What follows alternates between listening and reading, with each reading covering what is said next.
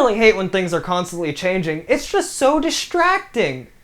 Not again. I understand change is scary. Did you ever get that talk from your parents? You're gonna have to start saving up nickels if you want to buy that porn mag. People hate when things change, doubly so when it's something they spend 40 hours a week doing.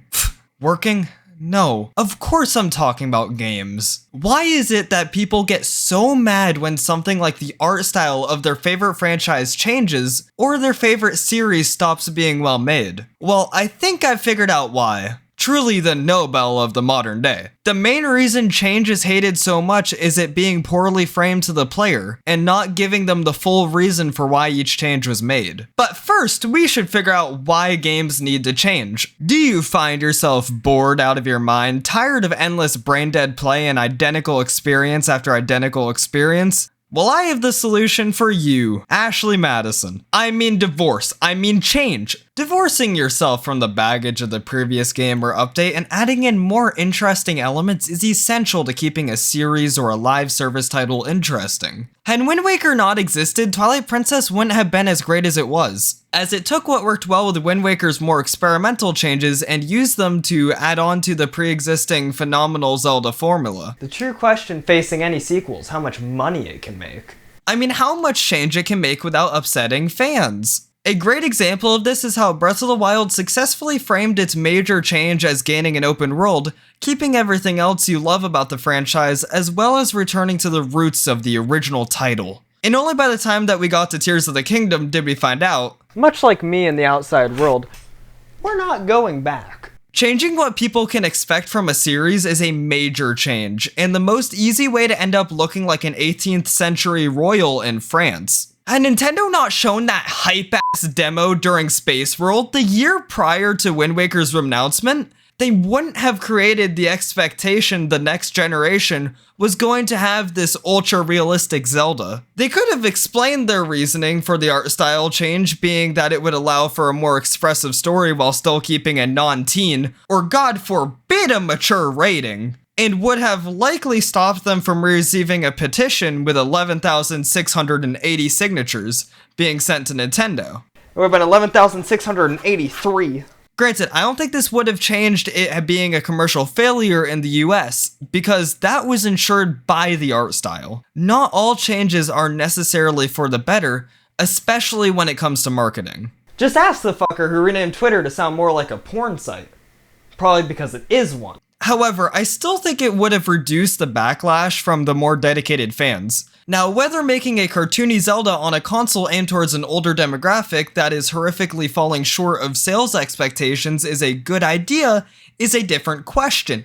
But who am I to question the company that is more than 8 times my age on a decision that was made while I was -6 years old? A more recent example, and if I'm quite honest, the main reason I'm talking about this, is the response I saw to the Quick Play Hacked events ran by Overwatch. The concept is simple: try out some insane random shit during a weekend to see how the player base responds, and see if it could improve the game. It's designed for the sole purpose of improving the game by testing out new changes that could change the game for the better. Think of it as how Aperture Science and Portal is just throwing a shit ton of science at the wall to see what sticks. Overwatch is just throwing game design at the wall and seeing what sticks. But because it was framed as a temporary replacement for Quick Play as a mode, and because people treat Quick Play like it's ranked for some reason, and scientists are still unable to figure out that one, but regardless, the point is people who really care about the competitive integrity of a mode meant for fucking around and having a good time got really mad that their mode meant for fucking around got fucked with in an attempt to get as much information about the new changes as possible. This is the reason these custom modes aren't in an experimental card, because there's not enough players who play those to get enough information. Especially when these custom modes with friends is just fun as shit.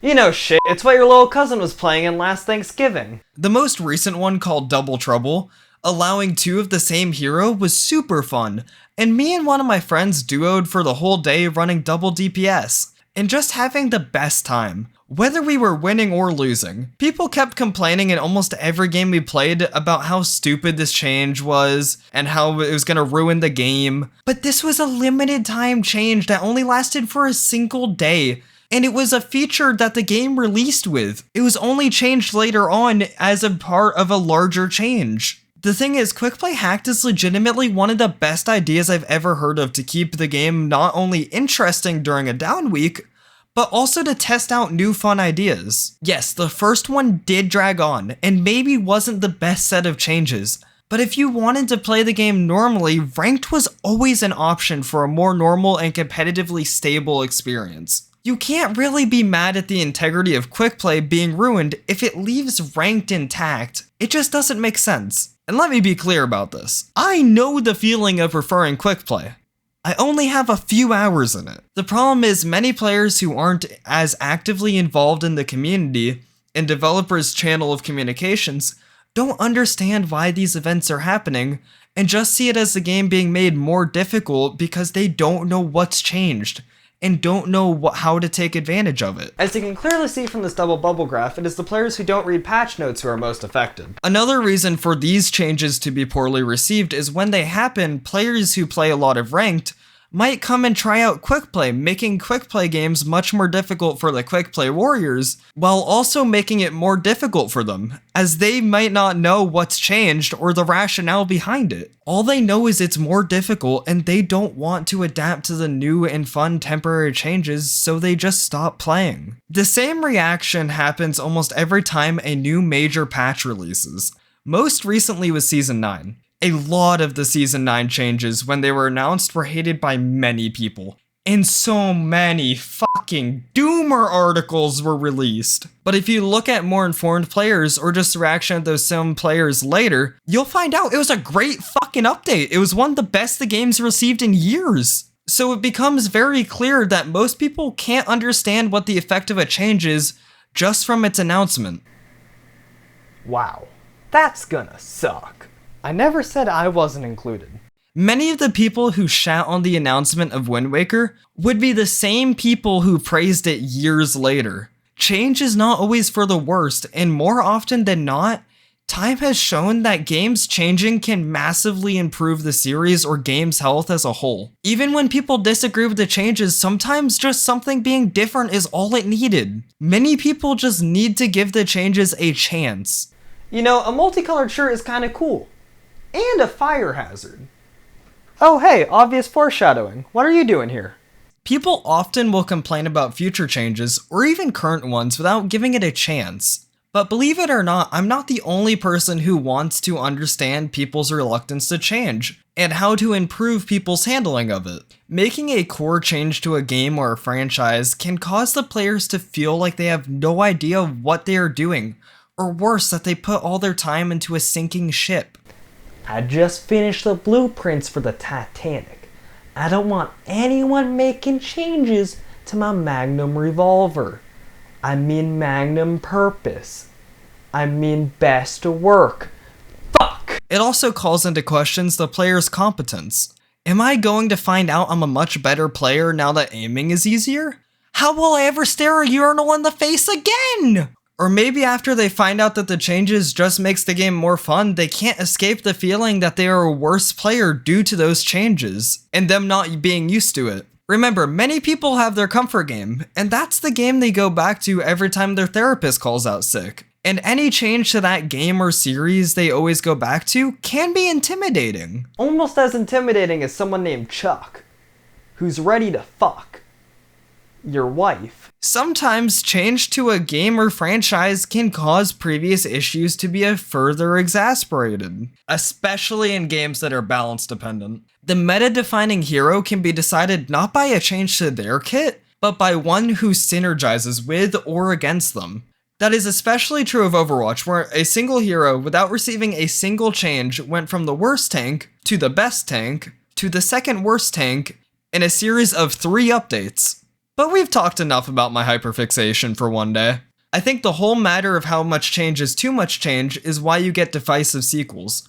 We've already talked about Wind Waker, so let's talk about the other series I actually have grounds to speak on, as decided by the council, Paper Mario. The original was great at laying out what the series could be, and while there are some people who have a lot of N64 nostalgia who prefer the original, most people who have played Thousand Year Door which, to be clear, was not nearly as many as it should have been. Wait, well, that fixes one problem. Regardless, most people agree that Thousand Year Door is the better game. I mean, in what other game am I supposed to see references to? As a member of the people classified as everyone, remember, that includes children. But not all good things can last forever, and your opinion on Super Paper Mario might as well define your political alignment, because people are more split on this shit than our heavily polarized political environment within America. And it comes down to whether or not you're okay with the move away from turn-based combat while still retaining what kept the series special. Hi, I'm your biased jury member, and I'm here to tell you that this game is still really fucking good. Though this game did start a chain that led to this, but that is the lot of a sequel. It has to figure out how much it can change before it becomes something unrecognizable from the original. This was the last game in the series to have good writing. Oh, you wanted me to continue that sentence? No, that was the end. Not changing enough is just as deadly for a series as it can be beneficial. I can think of 2 examples of this. 1, Tears of the Kingdom, and 2, Portal 2. Now allow me to justify that statement before you put my head on a pike. I prefer Portal 2 to Portal, and I consider both to be some of the best games of all time. However, that is only because I played them back to back, therefore it was one continuous game. Unlike how I played Breath of the Wild and Tears of the Kingdom. I played Breath of the Wild, twice actually. And then about a year or 2 after that playthrough, Tears released. Tears is one of the best and most well-made games of all time. However, it disappointed the ever-living shit out of me. Why? Because the overworld changed about as much as my marital status in the last 11 minutes. So while the game itself had more to do, more to experience, it had already felt old as soon as I started walking around. These legs are fucking geriatric. They've been used for like 16 years. And that solely comes down to the lack of change. So if change is necessary for games to keep being interesting and not become stale, and too much change can cause problems, how can we at least mitigate the hate towards the change in and of itself? Well, Nintendo seems to have learned from Wind Waker, and we can use the same strategy they did with Breath of the Wild. Just lie. Admitting just how much is being permanently changed, or just frame it as going back to the roots, while moving away from the actual identity developed by the series. Another way to do so is just clearer communication. This is what I drew from a bit of information I found on Business. This graph, graciously offered by one of the most broken websites I've ever ran into, is great at explaining why people are resistant to change. Think of it as the people at the top are the most in the know, and as it goes down, the game of telephone begins to break down. Then consider that from the top down, the amount of shits given about the company trickle down, or in this case, the game. The middle managers, or the people most resistant to change, in this example, are the sweet spot between bad communication and deep enough investment into the game or series that explains why so many people are resistant to change. It's not a perfect one-to-one, however, I think you can see my point. See, it's really simple. Resistance to change is the formula of lack of communication times the investment into what is being changed. In non-schizophrenic words, people who understand the reason for the decisions being made are the least apprehensive, while the people who are most apprehensive about the changes are the ones who didn't receive that explanation. The reason people are apprehensive to change is not necessarily that they don't like or want the change. It's more than often just a lack of understanding why the change was even made, or in an even further sense, not understanding what the change itself is, just that they are struggling to do things that they used to do. Improving communication is the best solution to the hate projected towards change. Maybe it can come in the form of notifying players when something has changed in-game. Perhaps a little notification telling you that their weapons damage has changed, and informing the player of the game. The way to solve this has to be game dependent, but removing steps required for players to see what has changed is one of the best ways to make sure no one is misunderstanding what is happening. Patch notes are great, but not a catch-all. And dev updates are great, but only going to be seen by the really dedicated players. Creating systems that dynamically and naturally inform the player of major changes, or better explaining why your new entry has made the changes it has, is the best solution. You know, maybe change is a good thing. Think about all the benefits. No one's gonna call me out for wearing the same shirt if it's always a different color. Though it is getting a little warm.